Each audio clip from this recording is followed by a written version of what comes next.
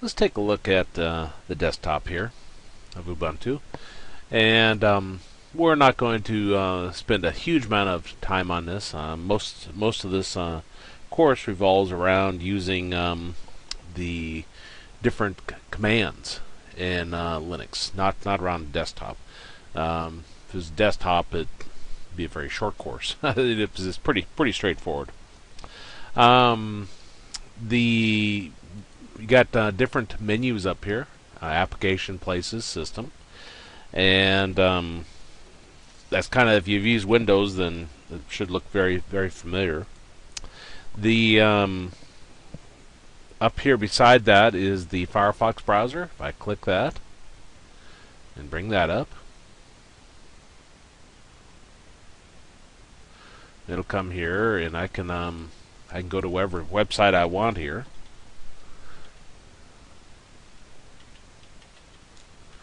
Go to VMware.com, and it should be able to access the internet. I think I did have a student one time that had troubles accessing the internet from the appliance. Now, the neat part about this is whatever website we go to, if it has a virus on the website of some sort, a worm or whatever it might be, if it infects your computer, what it's affecting is just this appliance. And remember, your appliance is just a series of files. So if you get this infected, no big deal. You just delete the folder and unzip it again. So very nice part about browsing. You can't really go wrong with it in terms of bringing up something that infects your computer. Now, up here in the upper left-hand corner, you see what looks like an X, a dash, and then a square. If I click the square, that makes it full screen, maximizes it. Click it again, it puts it back where it was. And I don't know if I can. There we go. You know, like this right here. And then if I click that, it brings it there, and that puts it back. The little dash minimizes it, puts it down here. And you can click this to then bring it up. And then, of course, the X here closes it. Now, these you'll have on all your different windows. It pops up. And there's X. And that's our Firefox browser. You can show the desktop by clicking down here in the lower left-hand corner. The different workspaces we have are right here. Now, what the workspace does is, if I'm on my first workspace here, if I bring something up, let me bring up a game. Bring up Mines. Okay, so I got Mines up and running. If I come over here, my second workspace, I can have something else up and running. Click Places, Home Folder. It's kind of giving you, maybe this is my Play workspace where I have my games up and running. And maybe this is where I work. That way you don't have to have too much cluttered into one. You can have them separated into different workspaces. Now, if you want to look at preferences on the workspaces down here, you can just right-click on it and choose Preferences. And these are the different settings you can do. Show only current workspace, show all workspaces in one row, 2 rows, whatever. Number workspaces, you can change that. I don't know if you can change the names of these or not. Yeah, I guess you can. Just start typing, I guess. So, fun workspace.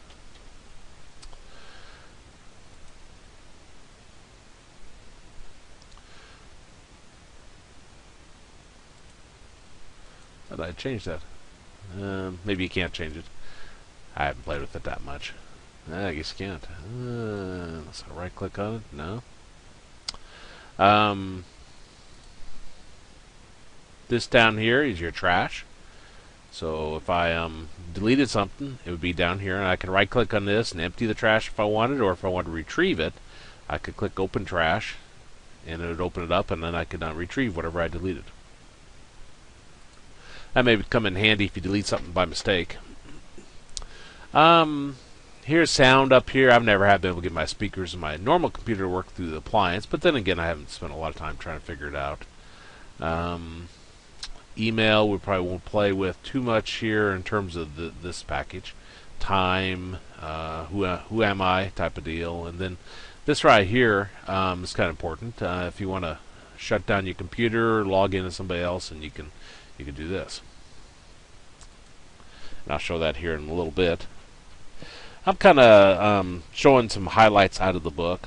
This definitely is not meant to replace the book. It's meant to just supplement it. So you're going to find a lot of additional information in the book, very useful information. Some of it not so useful. You know, they try to give you a lot of different information. Some of it's handy, some of it's not. Some of it I have no clue how to do, like Workspace, how to rename it. I don't even know if you can, to be honest. If I come up here and choose Applications and choose Accessories, and then you can run programs just by clicking, just like Windows. So it brings up a terminal. And I'm going to close that. In case you're wondering, yours will say something different than David_1. I want to refresh my memory to make sure I remembered how to do everything before I created this video. So I went in and created a new user, which we'll look at here in a little bit. You can also, on here on the desktop, you can right-click and you can create a document, folder, create launcher. So you can have items here where you can double-click them. I probably won't do that a whole lot. I'll do it a little bit just because it's a little bit easier to save it here. It's kind of weird how that does that. Probably the appliance. I don't think it's Ubuntu. Let's see. Showed that. Showed running, switching workspaces, setting personal preferences, mouse preferences. Let's take a look at that. I haven't done very much with this, but system preferences, and this is where your preferences are for Ubuntu. And I come down here to mouse, and these are the different things you can set for that. Again, I don't think I've ever changed anything in here. Try to double click on the light bulb. So, accessibility. Let's see. Talk about working with Windows. Let's take a look at files. This is under Places. There's different items here you can choose. Desktop, home folder. These all take you to the same type of window. See how that looks like that? And home folder looks like this. It's just different locations it'll take it to. So it's a very quick way to get to it. Now, close that. My home folder is specific to the user I'm signed in as. Desktop is just the files that are under here. So if I right click here, go to desktop, and let me say, create document. What I'm doing is I'm right clicking in this white area, and I choosing create document, and then empty file. And I'll call it test. Enter. You see over here, it put it on my desktop. Usually I don't like to clutter up my desktop with a lot of files. So now to delete this, well, I could right click on it, and you see a lot of different options. You see there's a cut, copy, just like Windows. You can open it with a text editor if I want to put something in there. Rename it. I could move it to the trash. Let me do move to the trash. And you see it's gone from there. Now down here in my trash, if I move a mouse over there, it says one item in trash. And if I double click that, maybe single click. Sometimes I get confused on double click versus single click. Okay, single click.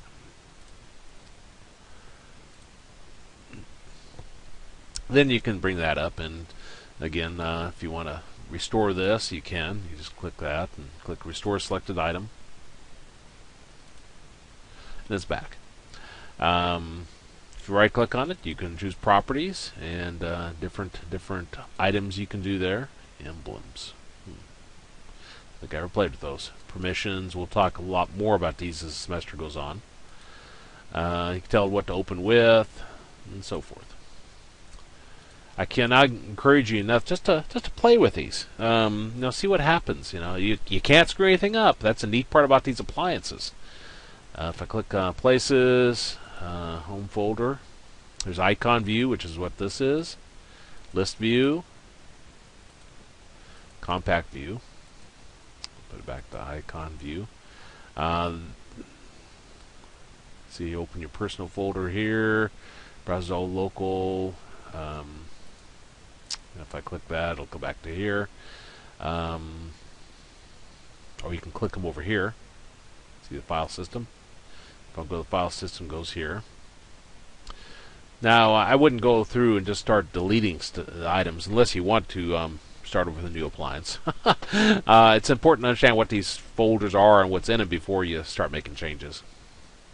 But in terms of your desktop and your home folder, you can kind of do whatever you want there, delete and add and so forth. Let's see. We talked about that. It's like emptying the trash. We looked at. Didn't do it, but Update Manager. Now, this is going to tell us something when we come in here. We're going to System, Administration, Update Manager. Of course, administration is where you do all the administrator type things for your computer. Or your server, if this was a server.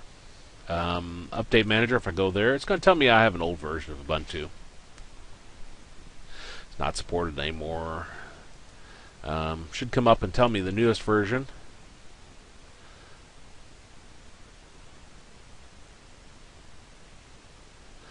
And it's kind of slow. Comes up, and if you wanted to, you could update it. It's probably not really worth the effort, unless you decide you want to do something with your appliance in terms of updates and so forth. Because some updates may not work based upon where we're at version-wise. Close that. I thought about updating this to the newest version, and then I thought, no, I'd like it to match the textbook as much as possible. Let's see, changing appearances. I never have done this, but if you go to System, Preferences, and Appearance, these are some different themes you can choose. Here's some different backgrounds, and maybe I will choose something different. Was that the moon, or choose that? What else is there? There's you can click over here. I'm left mouse clicking, and scroll down to see the different ones available. You can also see how there's a remove and add here. Get more backgrounds online. What's that one look like? It's not bad. Let me leave that. But anyway, you can play with that and set it to different items if you want. This is probably Ubuntu's probably the closest to being almost Windows-like, I wouldn't go too crazy with the fonts and everything, since we're not really caring about the GUI here. Now let's talk about creating a user. And then we're going to log out. So we got System and Member Administration is where we do all the administration type of tasks. Makes sense, doesn't it? And down here, you see there's users and groups. We're going to talk a lot more about groups later on, but let's just create a simple user. So I'm going to click Add here. And it'll ask, you need to authenticate to modify the system configuration. Password is just password for this particular appliance. Now that isn't always true. Click Authenticate. And that says create a new user. And it gives you the username must consist of lowercase letters from the English alphabet, digits, any of the characters, those. So let me do David_2. You can create whatever you want. And I'll just click OK. Come up and ask us for the password. Just to make things simple, I'm going to make them password. I was teaching a Perl class one time where I made it something different, and then I forgot the password. So it's like, oh, that appliance is screwed up. So and you can generate a random one, so forth. You know, if you're doing this just for learning, keep it simple. If you're doing it for a server for your work, well, that's a different item. At a place I used to work, IFR, they had one Unix server there that they had the password so complex. It had lowercase, had uppercase, had ones where L should have been, all kinds of different varieties. Every time I tried to type it in, I never could type it in correctly. I always had to have somebody come over and type it in for me. I didn't work with it on a routine basis, so it was no big deal. But that is actually the kind of password you want. You do not want a password that's named password or 123.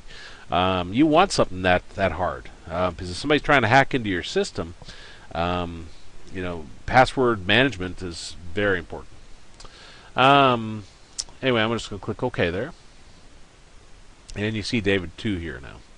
Now, if I click Advanced Settings, I got David 2 highlighted. You can do contact information, user privileges. If you want to set the person up so they can administer the system, you can click these. Connect to the internet, use a modem. So I'll have everything checked. You can go to Advanced Settings here. We're going to see more of this, but this is where their files are located at. And this is a shell they'll be using. And that doesn't mean a whole lot now. Don't worry about it overly. We'll get that. Groups. We'll talk more about groups in this course. Now let's click OK. And you see the account type it tells you is administrator. And now if I click Close. Okay, so we got a new user created. Now I'm going to come up here and I'll click our, I think that's a session manager is what I call that, but this is where you can log out. I wouldn't necessarily do a shutdown or restart unless there's a particular reason for that. Of course, you can always, again, unzip the file and so forth. There's one of these that I had that if I, and I can't remember which appliance it was, that if I restarted it or shut down, it came up with an error. I never did figure it out. I'm not a genius at the networking side on Linux, so I'm not even going to pretend I am. And you can say, click Log Out. And if you want to close all programs, log out of the computer, yeah, log out.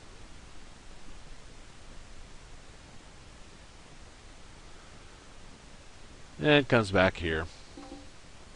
And it comes to the different users. Users are the default one that should have been set up on an appliance, and then you should see the new one you created. So if you click the new one, it'll ask you for the password. And I'll put in password. Click Login.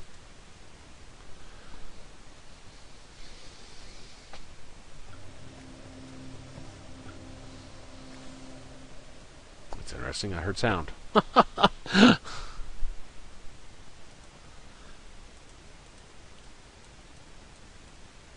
Huh.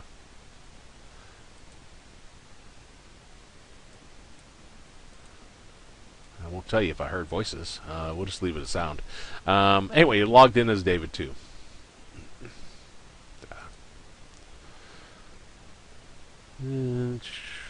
Running as an appliance, you may not see the performance maybe you'd wish. But it's a good learning tool. Now if I click this, I'm going to choose I wouldn't do a lot of switching back and forth. I would actually log out each time if you're going to switch users at all.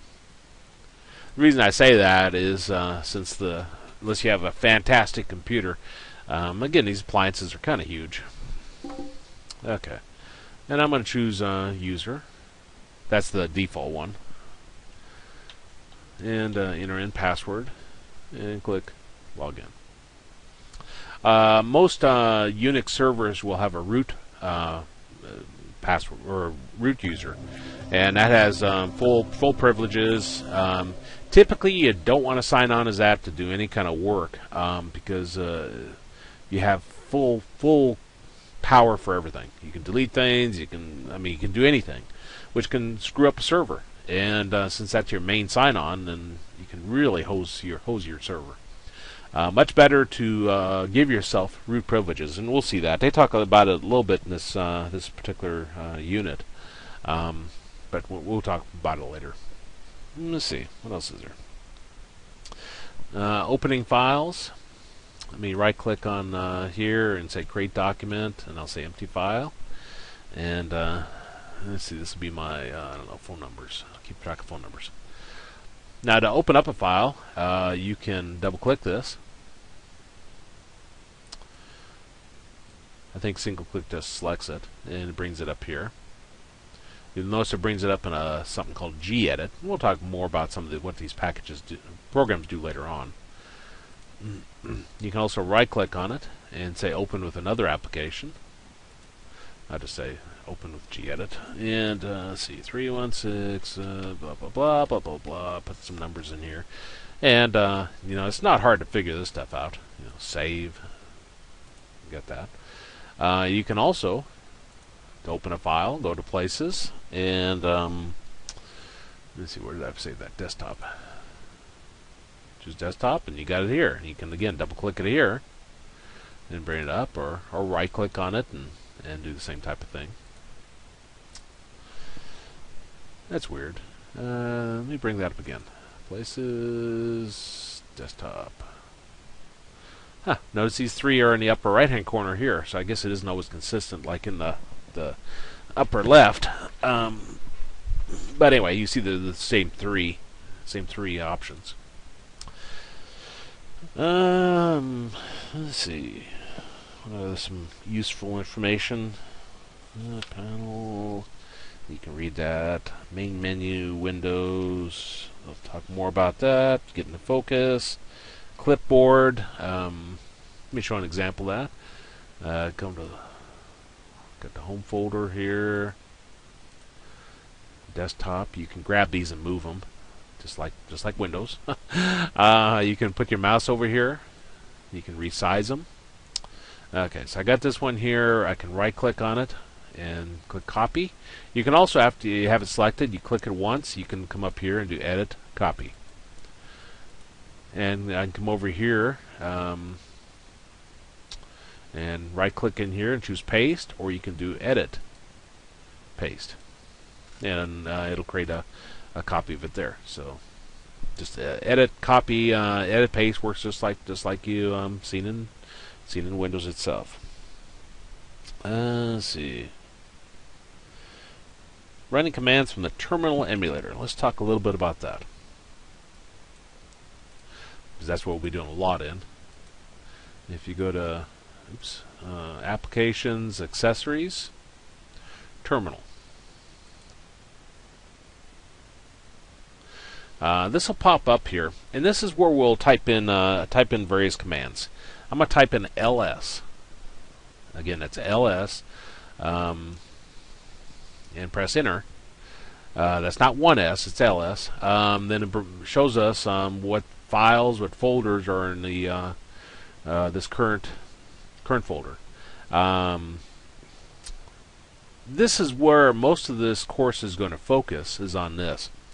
And well, why is that? You know, this is, you can list files this way, and you see you got desktop and so forth. You could also come up here and do Places, Home Folder. See how you got desktop, downloads, doesn't look like it's in the same order. Documents, examples.desktop. I'm assuming that's this one right here. Phone. See how it's all the same files? And this is a lot easier to work with. So people say, well, why would you want to do this? Why would you want to come out here and learn ls and you know, ls-l and you know, and all this stuff? Well, you know, it's complex. Well, you know, GUIs are nice, but most servers will not have this graphical user interface. That's GUI. A GUI opens up holes, opens up places where people can hack into your server. So if you're going to be going into the computer field and you'll be working with Linux/Unix servers, I don't think I've run across one of them that had a GUI interface. I went to some security training, nice training. I got to go stay in a pretty nice motel in Kansas City, and it talked about some of the ways to hack into systems, and these graphical user interfaces have holes in them. They open up ports. They just various problems with them.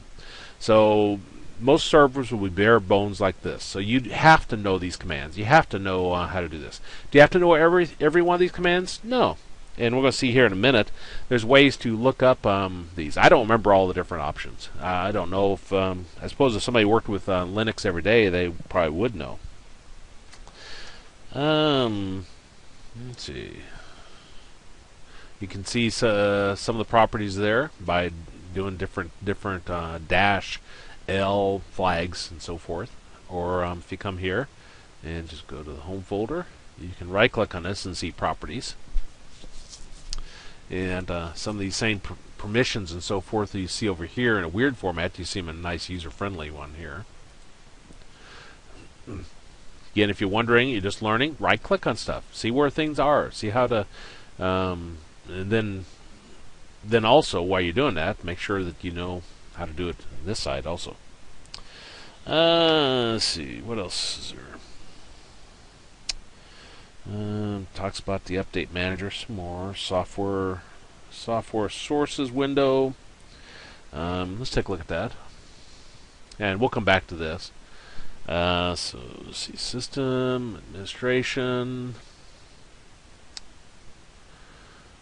and I'm looking right at it. And I don't see it. Huh. According to the book, it should be software sources should be here. That's weird. I know you can go here and get to the software center, but that doesn't match the book. But this is where you can go to get software to install. And it comes up with categories. You can install games or whatever. If I click games. Nice part about this is this is open source, so it's all free. You don't have to buy any of these.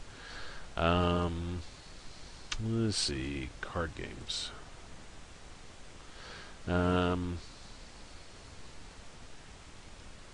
Poker 2D, multiplayer online poker. So I was trying to look for something small. On my luck, I'd probably pick the biggest one out here. Let's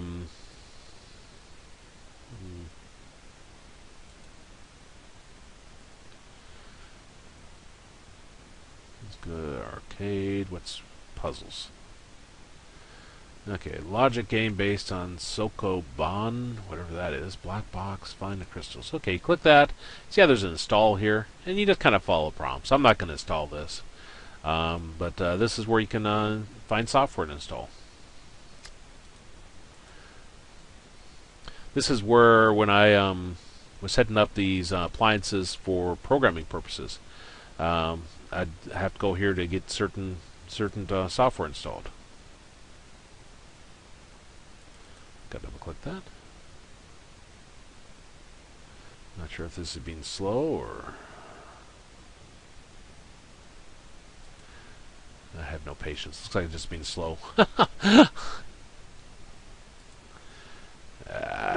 Well, let me talk about other stuff while that's thinking. When it's got a lot of software to go out and find, it'll do weird things like that. Go off to Neverland for a while. If you got Linux set up actually on your system, then you probably won't have that issue. That is just super slow.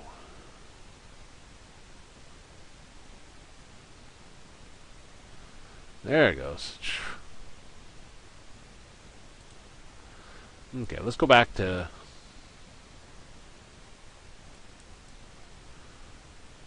Ubuntu Software Center. Okay, go away, Ubuntu.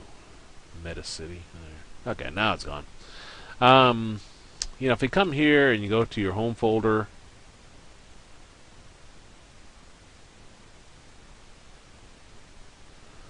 you got a help option up here. You know, it's pretty straightforward. I don't need to go into a whole lot of this. You know, help contents, and it'll bring that up. You can get help online, so forth.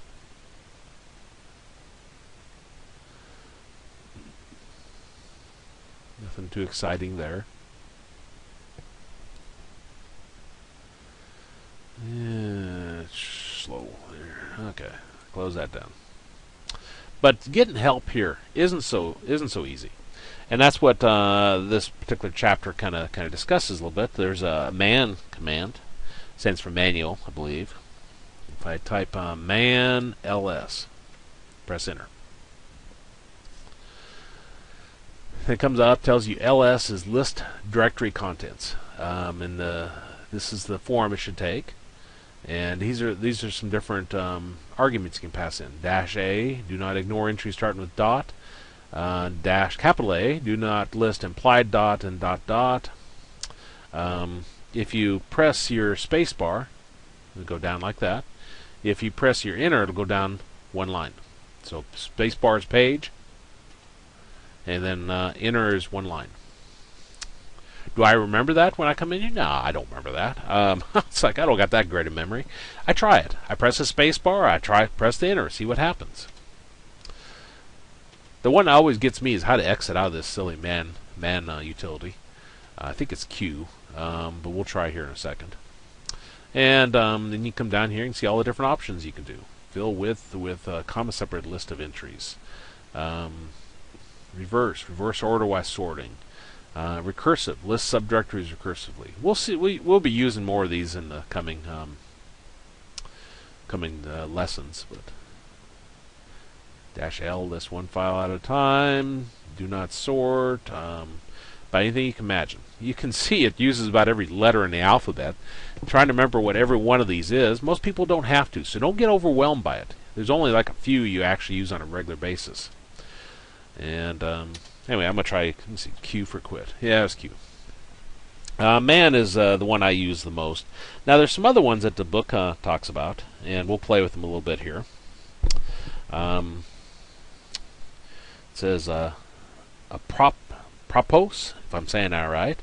When you do not know the name of the command required to carry it out, you can use that to search for it. A propos who tells you the different commands. W, show who's logged on and what they're doing. Excuse me. Who, show who is logged on. Who am I? Print effective user ID. So I could type who am I. Of course, this command, the propos space who, that assumes you know a little bit of your command. Like who. So who am I? I'm a user. Show who is logged on. If I type who, you see it says user. Clients. I haven't used all of these. Let's see. What is utility? Let's try what is. What is who? And I'm just typing that in. Press enter. And it has to be typed in exactly like that. Can't put any extra spaces in. Can't be uppercase. Has to be what you see it. And let's see, what is similar to propos, but finds only. I hope I'm saying that right. But finds only complete word matches. I didn't seem to make a whole lot of sense. I guess it tells you what the utility does. What is ls? List directory contents. Info. Let's see. Info. I'm not sure if I don't think I've used info. Let's see. Info ls. Okay, it tells you more. Man is what I learned way back when, and what I keep using. I'm pressing my space bar now, and it's going down a page. I wonder if Q exits out. Yeah, it does. Then they also say there's P info. I guess I should have read P info before I ran it. It's currently not installed. Okay. Yeah, it does say P info is. Let's see where it talks about it. There's a -- help. I wonder if that. I don't think that. Well, let's see if that works on everything.